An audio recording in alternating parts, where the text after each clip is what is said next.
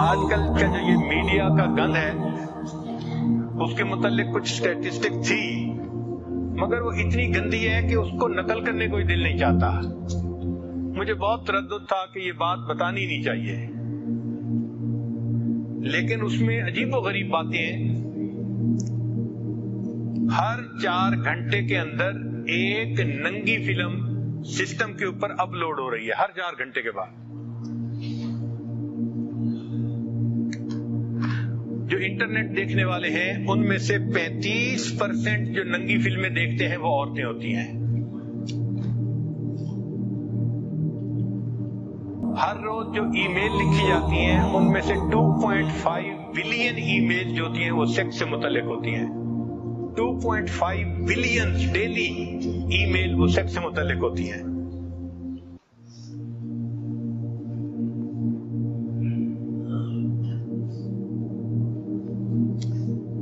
باہر ملکوں میں 56% جو ڈائیورس ہو رہی ہے اس کی بنیادی وجہ بیوی یا میاں ان میں سے کوئی نہ کوئی ننگی فلمیں دیکھتا ہے. اس لیے وہ اپنے ساتھی سے مطمئن نہیں ہوتا اور ان کی زندگی میں پرابلم آتے ہیں. 3 سٹیجز ہیں، یہ ذرا سمجھنے والی بات ہے کہ عام طور پہ ہر نوجوان سمجھتا ہے کہ یہ ننگی فلمیں بری چیز ہے، مگر اس کا عادی بنا دیا جاتا ہے، ایڈکشن اس کی ہو جاتی ہے. لوگ جیسے شراب کا نشہ ہوتا ہے، ننگی فلموں کا اسی طرح نشہ ہو جاتا ہے. اور اس کے 3 سٹیپس ہیں. پہلا سٹیپ ہے ڈی سینسٹائزیشن. ڈی سینسٹائزیشن کا مطلب یہ کہ جو بندہ ننگی فلمیں دیکھنے لگ جاتا ہے تو وہ پھر برے کو برا نہیں سمجھتا. یعنی شروع کے چند دن تو ملامت ہوتی ہے، پھر وہ روٹین بن جاتی ہے. تو پہلے سٹیپ کو کہتے ہیں ڈی سینسٹائزیشن. دوسرا سٹیپ آ جاتا ہے، اس کو کہتے ہیں ایکسپٹینس، کہ بندہ اس برائی کو پھر تسلیم کر لیتا ہے. اور تیسرا سٹیج ہے ڈسٹورشن. ڈسٹورشن کا معنی کہ بندہ اس گناہ کو زندگی کا حصہ ہی سمجھنا شروع کر، اس کے بغیر تو گزارا ہی نہیں. یہی طریقہ ہے. تو آج کل میڈیا کے ذریعے انسانوں کے دماغ کی سوچ کو ڈسٹارٹ کر دیا گیا ہے، جس وجہ سے زندگیوں کے اندر بہت پریشانیاں ہیں. شریعت نے شروع سے ہی ان تمام گندی چیزوں سے بچنے کی جو ہے ہمیں تلقین فرمائی. لہذا جو لوگ اللہ تعالیٰ کے راستے پہ چلنا چاہتے ہیں ان کو چاہیے کہ وہ انٹرنیٹ کو تو اپنا دشمن سمجھے. ٹھیک ہے، کاروباری استعمال کی وجہ سے ہم یہ نہیں کہہ دیتے کہ جی ہر بندے کے لیے حرام ہے. ٹھیک ہے، جو کاروبار کے لیے استعمال کرتے ہیں تو جائز کام کے لیے جائز ہے، ناجائز کام کے لیے ناجائز ہے، مگر اکثر و بیشتر اس کا ناجائز استعمال ہی ہو رہا ہوتا ہے. اس سے بچنے کی کوشش کریں. اور فیس بک کے بارے میں تو جواز کا فتویٰ ہی نہیں ہو سکتا، چونکہ کسی نے مجھے یہ بتایا جو اس لائن کے لوگ ہیں کہ فیس بک پہ جو بندہ جاتا ہے پورے 5 منٹ کے اندر کوئی نہ کوئی غیر محرم لڑکی اس کے سکرین پہ آ جاتی ہے. تو اگر 5 منٹ کے اندر اس نے غیر محرم لڑکی کو دیکھنا ہے تو اس کا کھولنے کا جواز ہی نہیں دیا جا سکتا. تو فیس بک پہ تو جانا ہی حرام ہے، یوں سمجھ لیں. جو اللہ کا قرب حاصل کرنے والے لوگ ہیں وہ اس میڈیا کے گند سے اپنے آپ کو بچائیں. اور ہو سکتا ہے کہ اسی گند کی وجہ سے ان کی ترقی نہ ہو رہی ہو. وہ بڑھنا چاہتے ہیں مگر ان کے پاؤں بندھے ہوئے ہیں. اللہ تعالیٰ اس گرفتاری سے ہماری جان چھڑائے. اور پھر اس کا فائنل نتیجہ لکھا ہوا ہے کہ طلاقیں ہو جاتی ہیں اور بندے ڈائیورس ہونے کے بعد ڈپریشن ہو جاتی ہے، اور ڈپریشن کے بعد اس کا انجام کہ وہ لوگ خودکشی کرتے ہیں. جن لوگوں کو ایسی فلمیں یا ایسی چیزیں دیکھنے کی عادت ہو ان کے لیے بھی چند نصیحتیں ہیں، وہ ذرا سن لیجئے. یہ کام کی باتیں ہیں کہ وہ بندہ اپنی ول پاور کو بڑھائے. سب سے پہلا کام ڈٹرمنیشن پاور، ول پاور. چونکہ ول پاور مضبوط ہوگی تو انسان انٹرنیٹ پہ تو کام کرے گا مگر گندی ویب سائٹ پہ نہیں جائے گا، اور اگر ول پاور کمزور ہوگی تو پھر خود بخود اس طرف کھنچ جائے گا۔ تو ول پاور کو مضبوط کریں ذکر کی کثرت کے ذریعے سے، اور جن لوگوں کو اللہ نے مضبوط قوت ارادی دی ہے ان اللہ والوں کی صحبت میں بیٹھنے سے اپنی قوت ارادی کو مضبوط کریں۔ پھر جو لوگ ایکسرسائز کرتے ہیں ان کی بھی ول پاور مضبوط ہو جاتی ہے۔ جو لوگ مناسب سوتے ہیں رات کو ان کی ول پاور بھی مضبوط ہوتی ہے۔ پھر جو لوگ فاسٹنگ روزہ رکھتے ہیں، روزہ رکھنے سے بھی ول پاور مضبوط ہو جاتی ہے۔ میڈیٹیشن جو لوگ مراقبہ کرتے ہیں اس سے بھی ول پاور مضبوط ہو جاتی ہے۔ اور ایک پوائنٹ یہ ہے کہ جو لوگ ایسا گناہ کرتے ہیں acknowledge that you are addicted، اس کو جسٹیفائی نہ کریں، اپنے آپ کو جسٹیفائی نہ کریں جی میں اس وجہ سے دیکھتا ہوں میری بیوی میری بات نہیں مانتی، میرے ساتھ ٹھیک طرح سے نہیں رہتی، لہذا میں انٹرنیٹ پہ یہ تصویریں دیکھتا ہوں۔ نہیں، ایکسپٹ کریں کہ ہاں میرے اندر یہ گناہ موجود ہے، تب اس کی ریمیڈی ہوگی۔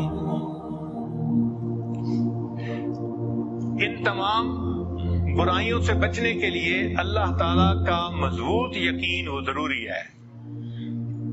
ہم اگر سکرین دیکھ رہے ہوتے ہیں تو اس وقت اللہ تعالیٰ ہمیں بھی دیکھ رہے ہوتے ہیں کہ یہ کیا بیٹھا تماشے دیکھ رہا ہے، اور جتنی ویڈیوز ہوں، امیجز ہوں، آڈیوز ہوں، ان سب کو ختم کر دینا چاہیے، ڈیلیٹ کر دینا چاہیے۔ اور کمپیوٹر استعمال بھی کرنا ہو تو پبلک پلیس پہ استعمال کرنا چاہیے، بند کمروں میں استعمال نہیں کرنا چاہیے۔ اور آدمی کو ٹیمپٹیشن کو برداشت کرنا یہ بھی سیکھنا پڑتا ہے۔ یہ جو شہوت کا زور ہے یہ چند لمحوں کی بات ہوتی ہے۔ انسان اگر اللہ کے لیے اس کو تھوڑی دیر روکے تو اللہ تعالیٰ اس مصیبت سے نجات عطا فرما دیتے ہیں۔ حضرت مجذوب رحمۃ اللہ فرماتے ہیں طبیعت کی رو زور پر ہے تو رک، طبیعت کی رو زور پر ہے تو رک، نہیں تو یہ سر سے گزر جائے گی، ہٹا لے خیال اس سے کچھ دیر کو، چڑھی ہے ندی یہ اتر جائے گی۔ تھوڑی دیر کے لیے انسان گناہوں سے اپنا ذہن ہٹا لے، یہ سیلاب جو چڑھ جاتے ہیں نا یہ اتر بھی جاتا ہے، یہ ختم ہو جاتی ہے۔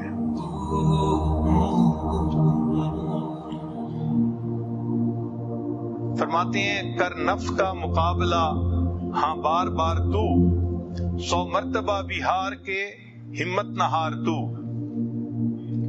اس کو پچھاڑ کے بھی نہ پچھڑا ہوا سمجھ، ہر وقت اس کمی سے رہ ہوشیار تو۔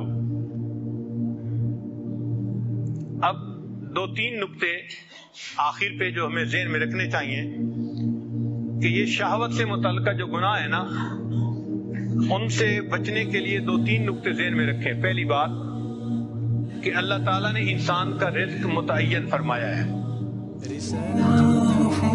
وَإِن مِّن شَيْءٍ إِلَّا عِندَنَا خَزَائِنُهُ، جو بھی چیز ہے اس کے ہمارے پاس خزانے ہیں، وَمَا نُنَزِّلُهُ إِلَّا بِقَدْرٍ مَّعْلُومٍ، ہم اس کو ایک معلوم اندازے کے مطابق اتارتے ہیں۔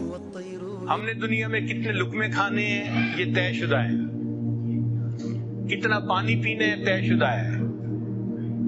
ہم اس وقت تک نہیں مر سکتے جب تک ایک قطرہ جو رزق میں لکھا ہے ہم نے اس کو پی نہ لیا ہو۔ اس لیے بعض لوگوں کو آپ دیکھتے ہیں پانی پی رہے ہوتے ہیں اور ایک گھونٹ لیتے ہیں، گلاس رکھتے ہیں اور ان کی موت آ جاتی ہے۔ انہوں نے اتنا ہی پانی پینا ہوتا ہے، رزق اتنا ہی تھا، جو مزید پانی تھا وہ ان کا رزق نہیں تھا۔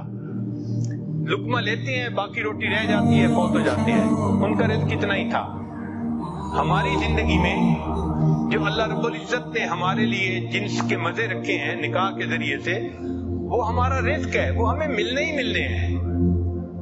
اگر ہم شریعت کے مطابق کریں گے تو ازدواجی زندگی کی لذتیں نصیب ہوں گی، اور اگر ہم وقت سے پہلے ان کو لینے کی کوشش کریں گے تو کوٹا ہمارا ہی ہے جو ختم ہوگا اور گناہ اوپر سے ہوگا، گناہ اوپر سے ہوگا۔ اس لیے کنوارے بچے شادی سے پہلے جن سے گناہوں میں پڑ جاتے ہیں تو وہ یہ ذہن میں سوچیں کہ ہم جو لذتیں لے رہے ہیں یہ نصیب ہمارا ہی ہے، اگر ہم نکاح کے بعد لیں گے تو یہ کامل لذت ملے گی ہمیں، اور اگر نکاح سے پہلے غلط طریقوں سے شہوت پوری کریں گے تو طریقہ بھی غلط ہوگا اور اوپر سے گناہ بھی ملے گا۔ نتیجہ کیا ہوتا ہے کہ اگر شادی سے پہلے ان گناہوں میں پڑ گیا تو جب شادی ہو جاتی ہے تو ان کا کوٹا ہی تھوڑا ہوتا ہے، لہذا وہ اپنے زندگی کی جو ساتھی ہے اس کی تمناؤں کو پورا ہی نہیں کر پاتے۔ اس سے ازدواجی زندگی کے اندر پریشانی آتی ہیں، پھر بیویاں خاوند کے سامنے غصہ کرتی ہیں، آرگومنٹ کرتی ہیں، اور اکثر ایسے لوگوں کے درمیان ناچاتی رہتی ہے۔ یا دوسرا طریقہ یہ کہ جب بیوی خاوند سے مطمئن نہیں ہوگی تو وہ بھی گناہ کا راستہ جو ہے اختیار کرے گی۔ تو ایسے لوگ جو کنوارے پن میں گناہوں میں پڑتے ہیں وہ یہ ذہن میں رکھیں کہ شادی کے بعد ایسا نہ ہو کہ ہماری بیوی کہیں گناہ کے راستے میں نہ پڑ جائے۔ اور امام شافعی رحمۃ اللہ فرماتے تھے کہ یہ زنا جو ہے اس کا قصاص ہوتا ہے۔ قصاص کا کیا معنی کہ اگر آج میں زنا کر رہا ہوں تو اس کے بدلے کوئی نہ کوئی گھر کی عورت اس کو پورا کرے گی قصاص کو۔ تو اگر ماں زنا کر رہی ہے تو وہ سوچے کہ کیا میری اس حرکت کا بدلہ میری بیٹی چکائے گی، میری بیٹی بھی اسی راستے پر چلے گی۔ اگر خاوند یہ عمل کر رہا ہے تو اپنی بیوی کے بارے میں سوچے کہ میں اگر کسی غیر عورت کے ساتھ یہ گناہ کر رہا ہوں تو میری بیوی، میری بیٹی وہ بھی اسی کو پورا کرے گی۔ حدیث مبارکہ ہے تم غیر عورتوں کے ساتھ پرہیزگاری کا معاملہ کرو، لوگ تمہاری عورتوں کے ساتھ پرہیزگاری کا معاملہ کریں گے۔ اور جو انسان غیر عورتوں کے ساتھ بدکاری کا معاملہ کرے گا تو علماء نے لکھا ہے کہ اس کے گھر میں بدکاری ہوگی، اور اگر گھر کی عورت سے نہیں ہوگی تو گھر کی دیواروں کے ساتھ بدکاری ہوگی۔ یعنی اس نے اس کا قصاص چکانا ضرور ہے۔ تو کیا ضرورت ہے اس گناہ میں پڑنے کی کہ جس گناہ کا قصاص ہماری اولادیں آگے چکائیں گی، ہمارے اپنے گھروں میں گناہ آئے گا۔ اس لیے اپنے آپ کو گناہ سے روکیے اور وہ عمل کیجیے جس کی شریعت نے اجازت دی ہے۔ جب تک دل میں یہ خوف نہیں ہوگا کہ اس سے اللہ ناراض ہوتے ہیں اور اس کا قصاص دینا پڑے گا، انسان ان گناہوں سے نہیں بچ سکتا۔ چنانچہ یہ دو تین باتیں ذہن میں رکھیں کہ جو کچھ ہوتا ہے وہ ہمارا ہی رزق ہوتا ہے، ہم اس کو خلاف شرع طریقے سے کیوں حاصل کریں؟ یہ تو ایسا ہی ہے کہ مزدور کو تنخواہ ملنی تھی اور وہ تنخواہ کو چوری کر لے، اس کو کون عقل مند کہے گا؟ اور بے وقوف آدمی، یہ تمہاری تو تنخواہ تھی، تم 2 دن صبر کر لیتے تو تمہیں مہینے کی تنخواہ مل جاتی، تم نے وقت سے پہلے اس کو چوری کر لیا، تم مالک کی نظر میں مجرم بن گئے۔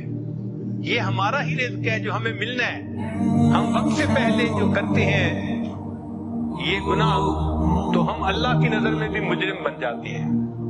اور دوسرا یہ کہ اس کا قصاص ہے۔ اور ایک تیسری بات کہ یہ جو جنسی گناہ ہے یہ اللہ تعالیٰ کو بہت ناپسند ہے، اس لیے فرمایا وَلَا تَقْرَبُوا الزِّنَا، زنا کے قریب بھی نہ جانا۔ یہ نہیں کہا کہ زنا نہ کرنا، قریب بھی نہ جانا، یعنی جو اس کی مبادیات ہیں اس سے بھی بچو۔ بات کرنا، دیکھنا یہ ابتدا ہے، اس سے بھی بچو۔ چنانچہ ہم اس سے بچیں اور احیاء اور پاک دامنی کی زندگی گزارنے کی کوشش کریں۔ پھر ایک مرتبہ حضرت رحمت اللہ علیہ نے ایک واقعہ سنایا جس کو تلبیس ابلیس میں بھی لکھا ہے۔ ایک حافظ قرآن تھا،